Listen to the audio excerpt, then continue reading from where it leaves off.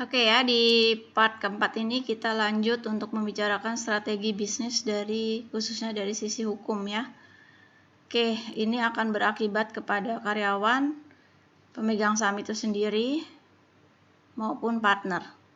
Risikonya ada masing-masing ya. Ada 3 strategi bisnis yang secara umum sudah banyak dilakukan oleh perusahaan-perusahaan. Intinya adalah sebenarnya untuk mencegah kerugian yang lebih jauh atau untuk mencegah kebangkrutan atau kepilitan dari perusahaan tersebut. Oke. Yang pertama adalah merger atau penggabungan. Diatur oleh pasal 1 ayat 1 Peraturan Presiden nomor 27 tahun 98. Yaitu perbuatan hukum yang dilakukan oleh satu perseroan atau usaha atau lebih untuk menggabungkan diri dengan perseroan lain atau dengan usaha lain yang telah ada sebelumnya. Dan selanjutnya perseroan yang menggabungkan diri menjadi bubar. Ini ilustrasinya adalah ada perusahaan A sama perusahaan B. Perusahaan B itu mungkin udah banyak mengalami kerugian atau dikhawatirkan akan rugi di kedepannya karena mungkin penjualannya makin tahun makin menurun. Atau mungkin dalam masa pandemi ini dia tidak cukup bisa bertahan untuk 2-3 tahun ke depan bisa diprediksi ya, karena pandemi ini tidak ada ujungnya, belum ada kepastian. Oke, karena beban berat dari operasional usahanya, dia berpikir untuk menawarkan perusahaannya ke perusahaan A. Yang bisa saja jenis usahanya sama atau jenis usahanya berbeda, itu bisa ya.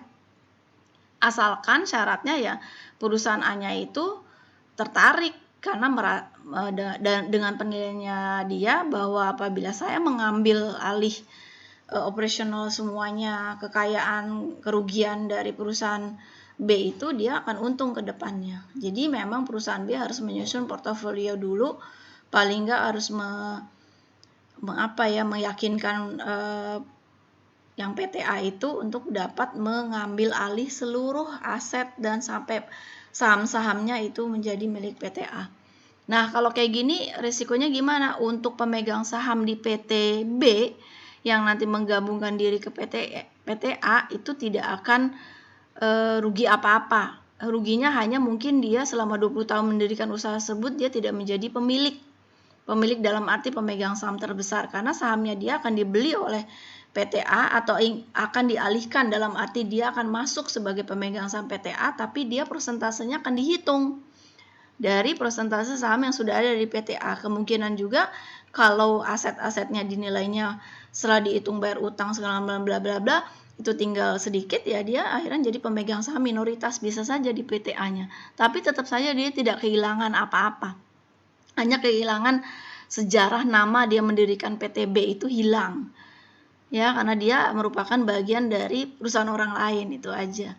Nah, untuk karyawan yang di PTB itu biasanya gambling ya, tergantung dari PTA dia mau ngambil semua karyawannya atau rekrutmen ulang. Kalau rekrutmen ulang, saya suggest kepada Anda apabila Anda di posisi sebagai karyawan di PTB itu melihat gelagat PTB sudah mulai goyah, istilahnya keuangannya, bagian keuangan pasti lebih tahu, atau kita bukan bagian keuangan tapi paling tidak sudah bisa memprediksi dari jumlah konsumen atau penjualannya sepi gitu ya. Anda harus cari informasi. Ini perusahaan B ini mau menjalankan strategi apa nih ke depannya? Jangan-jangan mau merger. Kalau merger kebijakannya gimana nih? Kalau rekrutmen ulang bisa saja ya tergantung dari syarat-syarat PTA yang memberikan syaratnya. Ya, atau ya kalau misalnya punya serikat pekerja di PTB, nanti kita bicarakan di materi berikutnya yaitu tentang tenaga kerja, itu ya bisa minta ajukan untuk ada golden shaking hand gitu ya, ada apa sih, uang penghargaan tergantung dari masa kerjanya pegawai masing-masing yang tidak mau beralih menjadi pegawai PTA. Ya, bisa macam-macam usaha yang dilakukan, tapi yang pasti kondisi pegawai yang PTB itu terancam ya. Tergantung dari kebijakan PTA mau ambil apa tidak. Untuk partner gimana yang kerjasama dengan PTB? Seandainya PTB menjadi lebur kepada PTA, karena PTB nanti udah hilang namanya, nggak ada tuh yang namanya terdaftar PTB gitu ya, nggak ada, karena masuk ke dalam PTA. Oke, untuk partner itu sebenarnya tidak terlalu masalah ya, selama dia mempunyai kerjasama yang tertulis. Itu dia. Nah, jadi kelihatan ya pentingnya kenapa kita berbisnis dengan suatu perjanjian tertulis atau kontrak. Untuk hal-hal kayak seperti ini, apabila tidak ada sama sekali hitam di atas putih, ya PTA tidak mau menanggung apa-apa terhadap bisnis yang masih berjalan. Itu aja, simple ya. Oke. Nah, ini jenis mergernya. Tadi saya bilang bisa saja PTA itu mempunyai bidang usaha yang sama dengan PTB, itu namanya vertikal. Kalau horizontal dia mempunyai jenis usaha yang berbeda sama sekali dengan PTB, tapi mungkin dia punya pemikiran pada saat dia memutuskan untuk menerima usulan merger PTB, ya mungkin dia akan membuat sub bagian usaha yang beda dengan yang dia jalankan sekarang. Namanya diversifikasi produk gitu ya, kalau istilah marketingnya. Oke, ini yang terjadi aktiva dan perseroan yang menggabungkan atau PTB beralih karena hukum ke dalam perseroan atau PTA yang menerima penggabungan. Pemegang saham perseroan yang menggabungkan atau PTB karena hukum menjadi pemegang saham pada PTA yang menerima penggabungan. Perseroan yang menggabungkan yaitu PTB berakhir, namanya hilang sama sekali, dicabut dari pendaftarannya, siupnya segala macam dicabut karena hukum sejak tanggal penggabungan itu berlaku. Ya nanti dia pakai notaris juga. Karena otomatis pemegang sahamnya akan ditambahkan di akte pendirian si PTA. Ya, dengan ADRT-nya dirubah lagi. Dan ini biaya juga. Makanya semua PTA itu harus memperhitungkan dengan seksama supaya dia mengambil alih PTB itu tidak akan rugi ke depannya, tapi malah untung karena dia melakukan diversifikasi usaha atau produk, pengembangan gitu ya dari usaha tersebut. Nah, ini salah satunya cara dari PTB untuk mencegah bangkrut. Untuk mencegah bangkrut dari dia sendiri, untuk kehilangan bagian saham dari dia sendiri, untuk tanggung jawab dia memberikan uang penghargaan begitu banyak kepada karyawannya, kalau ribuan atau ratusan itu akan ditanggung semua oleh PTA. Salah satu contohnya adalah Hotel Indonesia Kempinski dulu ya. Dulu kan punya PT Natur, punya pemerintah sebenarnya, tapi ini bukan strategi merger sih. Jadi ini adalah kalau di Belanda namanya Rislah. Rislah adalah kontrak bangun. Jadi yang dimenangkan tendernya oleh PT Jarum ya. Jadi PT Jarum yang punya saham terbesar ini sekarang di Hotel Kempinski Hotel Indonesia. Kempinski itu kan chain hotel ya, beda lagi itu lembaga operasional yang menjalankan hotel tersebut. Jadi ini yang saya mau bicarakan adalah Rislah ini, kontrak bangun itu dijalankan oleh PT Jarum selama 30 tahun. Jadi operasionalnya itu semuanya adalah mayoritas dimiliki oleh si PT Jarum, keuntungan segala macam saya nggak tahu, tapi PT Natur itu atau ini dapat pembagian keuntungannya berapa ya, karena tidak terpublish, tapi intinya begitulah. Nah, pada saat itu karyawannya bagaimana?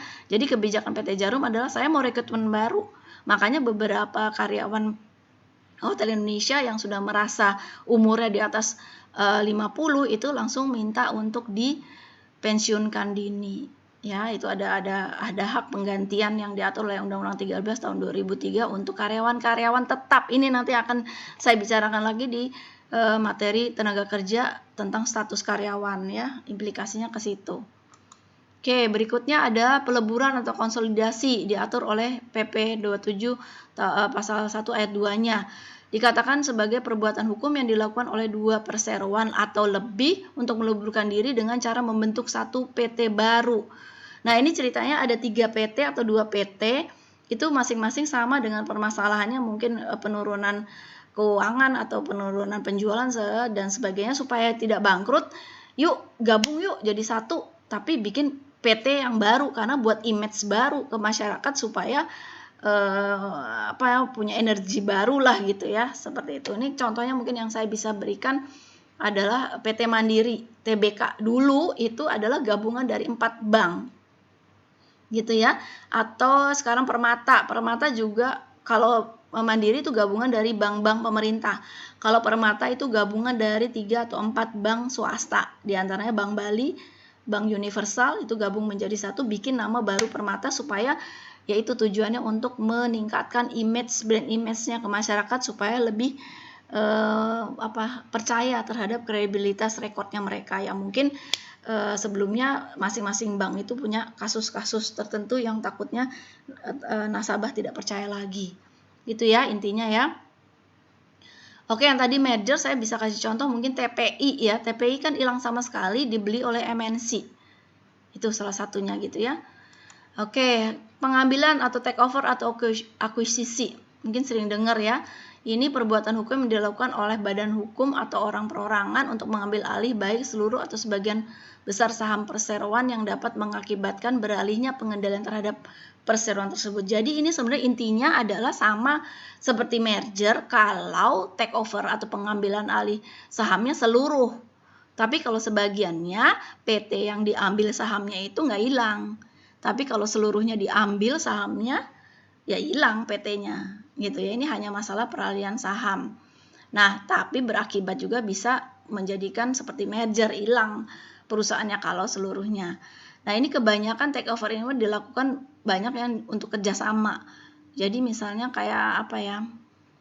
Kayak Sony dan Ericsson, dia punya sendiri-sendiri kan perusahaan Sony sama Ericsson, terus gabung menjadi satu dengan mengambil beberapa saham yang dijadikan untuk modal dari perusahaan yang mereka dirikan, atau bukan perusahaan, atau divisi baru yang mereka dirikan sebagai nama Sony Ericsson ya, dengan memproduksi barang elektronik dengan merek Sony Ericsson. Contohnya seperti ini ya. Banyak juga sih contoh-contoh yang lain yang mungkin Anda bisa cari di media, di informasi Google Search yang mungkin yang terpublish ya. Kalau tidak terpublish mungkin Anda tidak akan bisa melihat lebih jelas contoh-contohnya.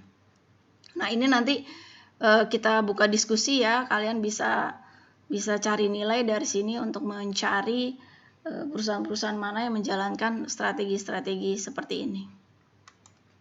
Itu ya, apa akibatnya bagi karyawan apabila strategi tadi bertiga itu terjadi ya. Tadi saya sudah berikan contohnya sekilas seperti itu ya.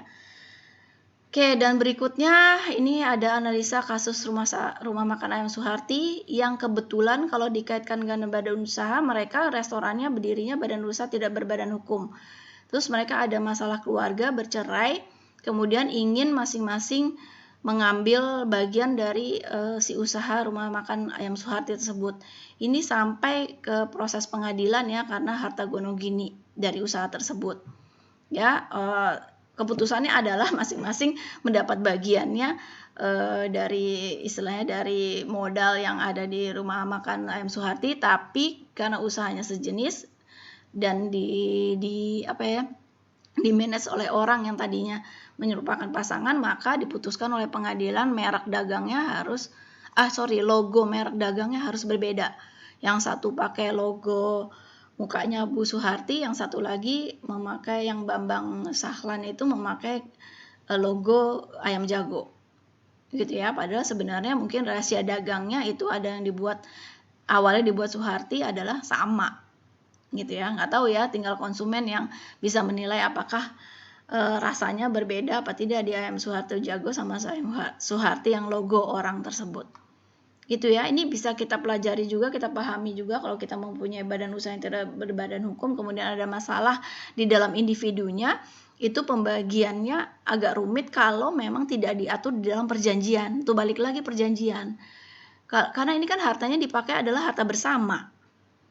Yang mereka didirikan, kebetulan perusahaannya itu adalah didirikan setelah menikah, otomatis modal yang disetor di rumah makan Suharti itu modal bersama yang kalau mereka bercerai harus dibagi, mau nggak bisa kekeh gitu ya. Kecuali nih Anda dari kuliah udah punya usaha kuliner misalnya, atau boba atau apa gitu ya, sukses jalan terus sampai Anda menikah. Nah, usaha Anda itu ya tetap usaha sebagai harta bawaan Anda, harta pribadi Anda yang tidak bisa dikotak-katik pada saat misalnya amit-amit sampai rumah tangga kalian tidak bisa bertahan. Tetap itu usaha dengan modalnya, dengan harta kekayaan ada di dalamnya itu adalah punya Anda sendiri, tidak menjadi bagian dari harta gonogini apabila berpisah. Gitu ya, tolong dipahami ya, segala sesuatunya harus dipikirkan dari awal. Oke, analisa kasus PT Adam R saya sudah jelaskan tadi. Ini ada etika bisnis dan strategi bisnis ya tadi ya. Merger itu beretika apa tidak? Pertanyaannya, beretika untuk siapa? Gitu ya. Kalau dia PTB tadi kasusnya memperlakukan karyawannya dengan